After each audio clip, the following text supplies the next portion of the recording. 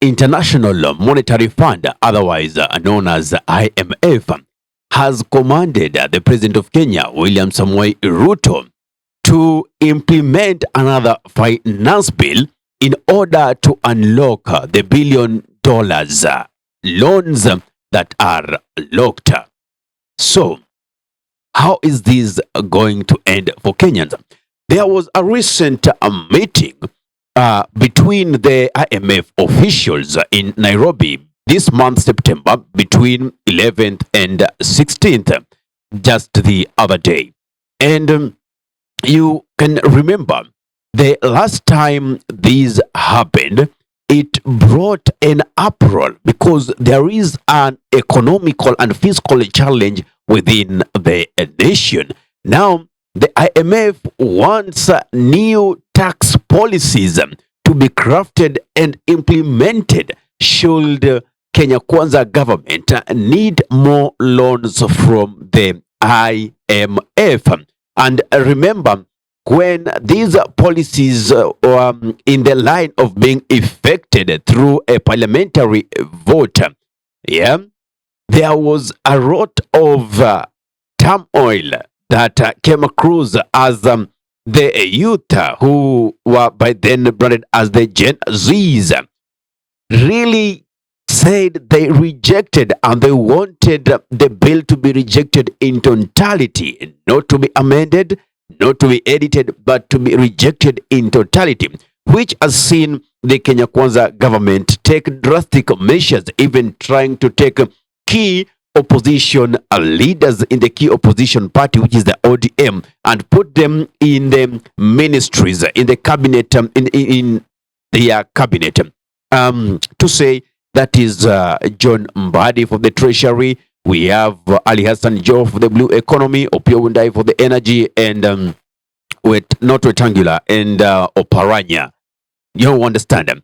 Now, the challenge that is now facing John Mbadi, who is the CS for the treasury, is to make sure that the government is getting money and balancing those books, in which case might not augur well with the common mwananchi. So, what is Ruto going to do to make sure that his government is still getting money? Now, there is never anyone who can just decide to give you money just for free. You understand? You really have to tell them what is your source of income and how are you planning to pay? What duration are you going to take in order to pay this money? But safe of that, do you think that Kenya as a nation doesn't have enough money to facilitate projects? Kenya has money. It's only that corruption is eating up into this nation. And why must IMF come to command the president to draft tax policies and implement them in order for them to unlock the loans that are in billions of US dollars to Kenya? Now, there is the IMF high-level team from Washington that was led by Haimanot Tifaram. They concluded a key visit to Nairobi, that is from September 11th to 16th. And this is according to what she was saying. The Kenyan authorities and IMF staff had productive discussions focused on crafting policies and reforms necessary to navigate the evolving economic landscape. Now, this is for you who always don't like perusing newspapers. Remember when he used to tell you that it is IMF that is actually trying to draft the finance bill that was rejected.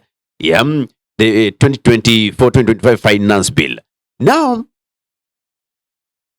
it has come clear again that the IMF officials and some few leaders sat down and drafted another policy. It is this same thing that will be taken to parliament for debate. So, muwe macho kabisa, because You don't know what is coming forth. And mark you, this time you might not just get the support of the opposition, because as it is, John Badi has tested the seat and he felt its warmth. By the way, right now it's burning because the government is demanding a lot from him. So right now, if you see projects being stalled, it is Badi who will be blamed. Hey guy, do we have enough money to do this? Why? We cannot get supplementary taxes. We cannot get more taxes than we projected. Why? The bill was rejected in totality. So it is a very big challenge as the nation is going through these economic and physical challenges. Now, Mrs. Or Miss, Miss, the name, I just know the Tifaro, Miss Haimanot Tifaro goes ahead and she says, we remain fully committed to support the authorities on their efforts to establish a framework that will facilitate the completion of reviews under the ongoing program as soon as feasible. What do you think? Are we even allowed to bring in our input as Kenyans? Why are we not even being consulted that, hey, we are drafting a new finance bill, we are drafting new tax policies, and we think we also need your input. Where is the public participation in this? And these are the issues that at the end of the day are going to bring chaos. People are going to demonstrate. People are going on the streets because they are afraid that it's already 2 years since the Kenya Kwanza government took suit of power. But people have been suffering. Yeah. And most of the time, when they come up, when the government comes up with the tax policies, they are always detrimental. They are always anchored towards hardening or making difficult the life of the common mwananchi. And remember, last time when there were protests organized by the Gen Zs, a lot of lives were lost. Is it the same situation that we want to occur up to date? Even as we speak, there are people who were abducted then that are up to date. They are know about. Nobody knows. There are people who are arrested up to date. They haven't been released. What charges are they being charged with? Why haven't we seen them in the courts of law? You understand? There are some, even the president himself pretended not to know. So, is it like we are doing the drunken man's philosophy, whereby we are having 1 step forward and 3 steps backward? That is the drunken man's philosophy. Why don't we just seal the porous borders we have, whereby contraband goods are coming through? 1. 2. Why don't we seal the gaps and loopholes of corruption and make sure those who are benefiting from the proceeds of corruption are prosecuted justly and let the law take its course? Why is the burden always being lifted or being put on the common mwananchi? Should have the Kenya Kwanza government implemented what they actually penned down and promised during the campaigns in the back years before they got into power, then nobody will be complaining. But right now, they have even decided to be in bed with the opposition. As we know it, there is no opposition. Who is keeping checks and balances for the government? So the IMF has issued commands to the president that unless you do these, then the loans that we're supposed to give you, none of them is coming out. And by the way, yesterday evening, the president jetted out of the nation to the US. 11 to 16, IMF meets with leaders to draft policies, tax policies, and commands the president to implement another finance bill. in order to unlock the US $1 billion in terms of loans. Then today, the 21st, the president is already out of the country. Bearing in mind, last time he was in Germany, he even lied on international television that they have decided to create 250,000 job opportunities. You want to export labor. Yet the foreign minister of Germany came and said, no, hey, there is no such agreement. So the president keeps on lying even in the international eye. So right now, he's flying and lying.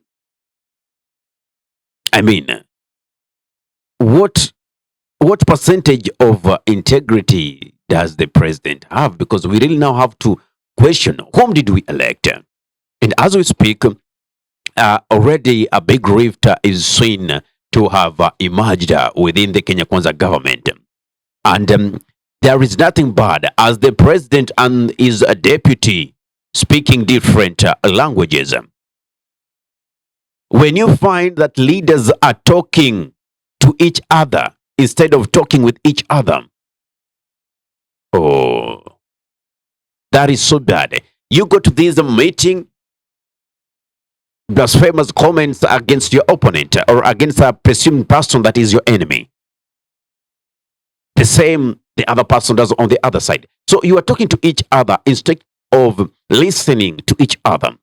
Come together, solve your differences for the benefit of the nation.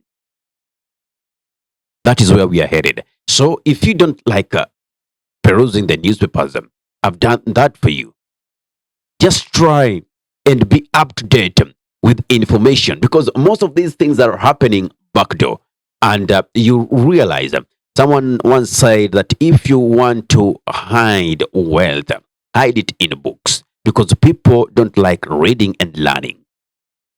But the moment we get out of our comfort zones to go and seek accountability from this government, then shall we set ourselves free. Ahmed Khalif for the Unscripted Talks here in Dub Radio. Assalamu alaikum wa rahmatullahi wa barakatuhu. If you love content of this nature, kindly subscribe to our YouTube channel, press the notification button so that anytime we are live or we upload content of this nature, you'll be the very first person to be notified. If you are watching from our Facebook, kindly follow our page for regular updates.